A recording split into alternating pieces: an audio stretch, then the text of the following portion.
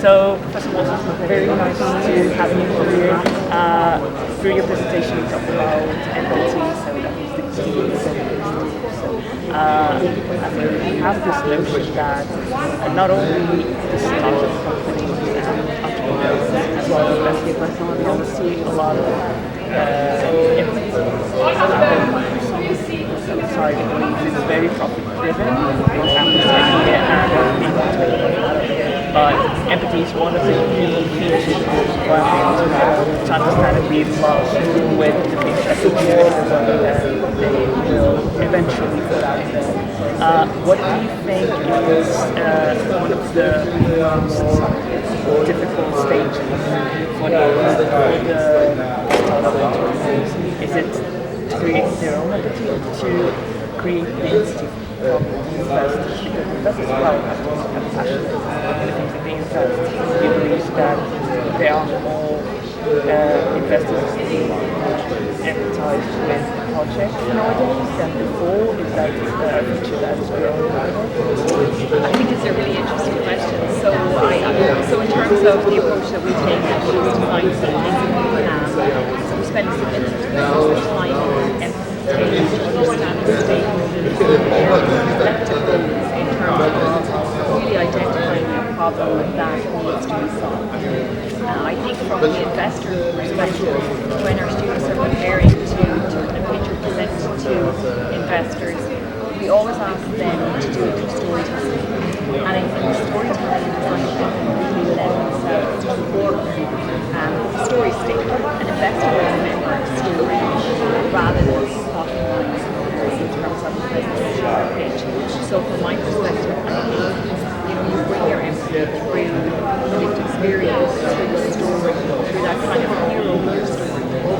That is your patient or it is the person you're problem solving for.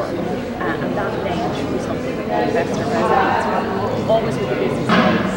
But we're human, and I think you have to really add to that human senses and leverage your human skills, particularly as we learn from technology. When AI advances to change the world, but I think empathy is a unique skill that we as humans have. And it's something that we identify with others ourselves. So I think using it collectively would create better solutions, better society, and hopefully our students are better prepared to enter the world, whether they're entrepreneurs, entrepreneurs, So you also have to overlap because we have an interdisciplinary field we're working on. It's very important nowadays as well. We see it more, and instead of being in their own cubicle, everyone is working together to not only generate more sustainability in the world, but also to make the world available to everyone. We have the case of Johnson and Adams. I believe in the 60s they created ibuprofen, so it was painkiller and it was something that they made not focused on profit, but they knew what the pain felt like to dissipate it and to help other people through it. So something like medicine and it's one of the big goals of that. How difficult is it to implement medical ideas in the field?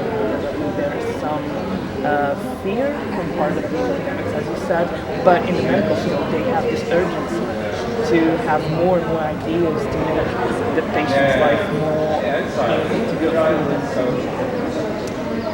I think if you look at the pandemic as an example, we know that we can innovate quickly when under extreme pressure in terms of more vaccines.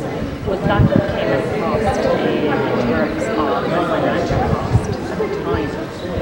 I think the medical devices in particular, they take around 10 years from kind of idea right through to being available on the market. And there's a very valid reason for that in terms of the need to do a robust commercial case, to understand the regulatory pathways, and to do that with the burden of proof in terms of the impact of the device your pharmaceutical on people, because you need necessarily need to have clear vision to the stakeholders.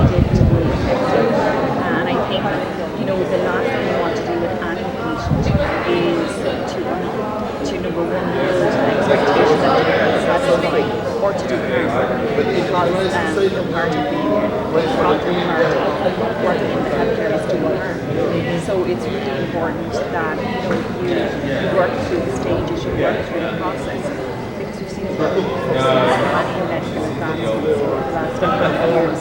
And I was quite taken yesterday when we discussed AI in particular. But AI has been used in years in terms of screening, in terms of some of the radiology activity that happens without us really understanding what we're doing. So I think there are a pace of medical advancement, and we see certain things, but there's things that happens under the surface that we don't see. So I think the pace sometimes can be frustrating because you know somebody with dementia or you know somebody with cancer, and you just want that cure, you want that magic pill. And unfortunately, despite all our investments, these illnesses are complex. Complex because we're living longer, so there's a whole stage in our lives. So I think again we need to practice empathy with these innovators and understand that they are doing their best. We all work in progress, and they're there for a really important reason. But unfortunately, it does mean that sometimes solutions don't come in time. I believe that it's a bit of a frustration that you have a family member or friend really that for the future generations. So it's really important amongst medical students to make investment in not only that but also engineers, and everyone that is involved, economic students who want to provide solutions to very black and white problems, but Despite the pace of change and the pace of advancement is never as fast as it is in these moments, certain things take time. And life is precious, so we have to be even though I would imagine it's hugely frustrating when you feel instinctively you have a solution and have something for the world, but it's best that it takes time, works through processes, and it's into the hands of people who need it. The big farmers, they impose issue to entrepreneurs because we have this notion that they have their own competitors and provide medicine for and do they have a thought for these new investors and the new startups? I think it's really interesting. So I think big companies tend to be very bureaucratic, and they have a lot of rules and regulations, whereas startups tend to be nimble and more dynamic. And I think that's why we're seeing a lot more acquisitions of smaller companies where they've kind of found a gap, found a solution direction, and de-risked an idea to the point that when a pharmacy company recognises something of value, they can invest in it and put it into an organisation and kind of short circuit how long it will take to get to market. So I think there's a role for everyone in healthcare innovation. I think we need the quick nimble startups who can mobilise and respond. We need big pharma because they have huge funding, huge knowledge, huge talent. So I think by looking at them separately, sometimes we may miss opportunities, but we see them more often in healthcare. You look at Google, you look at big companies, they're really out there talent scouting for the next big thing to be able to bring it in and democratise it with society. And I think challenges with that if we look at the likes of Meta, but they can do this at scale that sometimes a small company can't, and reach the masses so that they need to be reached in certain places.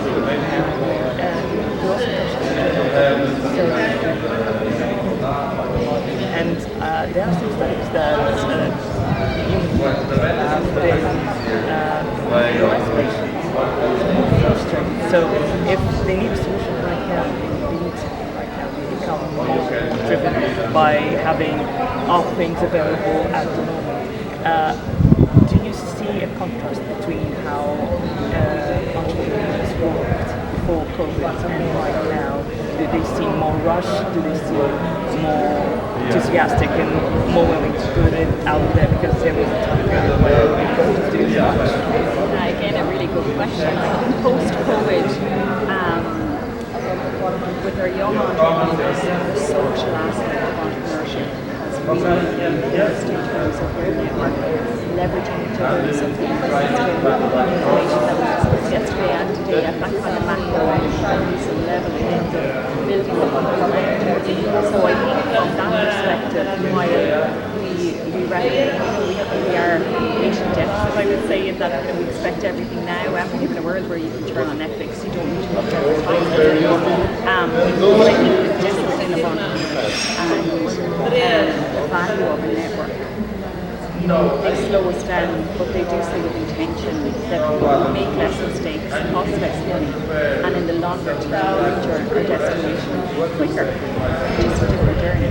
So I think the balance is there, but I think definitely I would say patience is virtue in the now to connect your idea into people and possibility. And it gives you the time as well to pivot and to consider. So I would be always an advocate for it. I don't always practice what I preach because sometimes it can be difficult.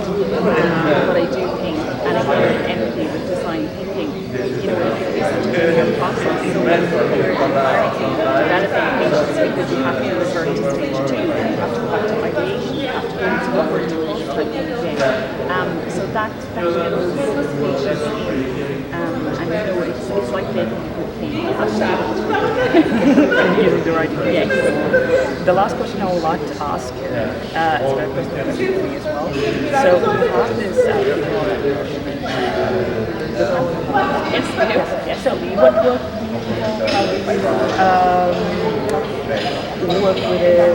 What does it entail? Do you see more women entrepreneurs nowadays? Do they still impose a challenge facing I think so. There's a report that I love to read, and it's called the OECD Missing Entrepreneurs Report. And the report speaks to the gaps in entrepreneurship. And looking at Europe specifically, we know that females are still underrepresented. We know that females respond differently in terms of risk diversity, in terms of confidence, and even if you look at the structure, structure that design by men. So a lot of that does not go in a female's favour. So I would say that all of our still stacked against female entrepreneurs. But what we're seeing is and those we feature in our own programs and national in terms of having a visibility of somebody that you aspire to be and who's maybe walked the path before you.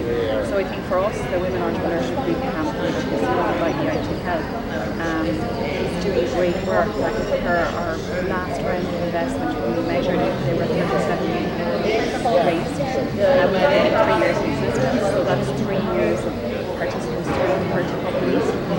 Within the University of Galway, we run a female undergraduate program called Term, and we bring a community of females who are interested in entrepreneurship together each semester. And we see this brilliant alumni building where they're empowering each other, they're supporting each other, they never pitch against each other. They're there to support each other, they're there to create opportunities for each other and to build their confidence, their financial literacy, and just their ability to and we've seen, you know, in terms of some become entrepreneurs, which is fantastic. Some go out into the world of work, well with more confidence and great. I think one of the challenges in universities is some courses that are still very male dominated, and engineering will still be male dominated, although that is improving. So it gives a female maybe in an area that is underrepresented by females on campus and understands and resonates with them.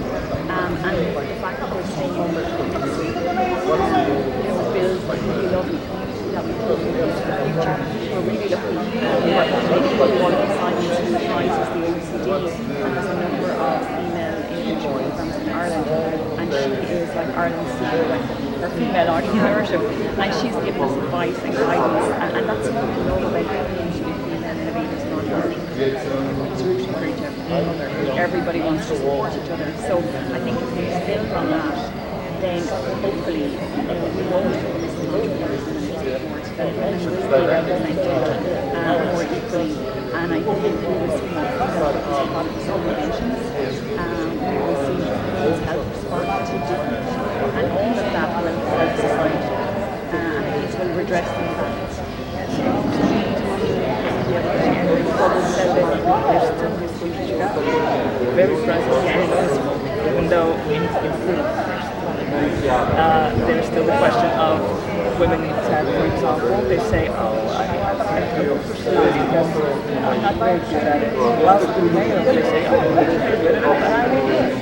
So there's still this linguistic gap and this mindset gap. Maybe setting and just growing up, maybe schools, there are still, even in their own, for example, engineering department, the professors are not very motivational to female students, but there's still this realistic number of female students and male students.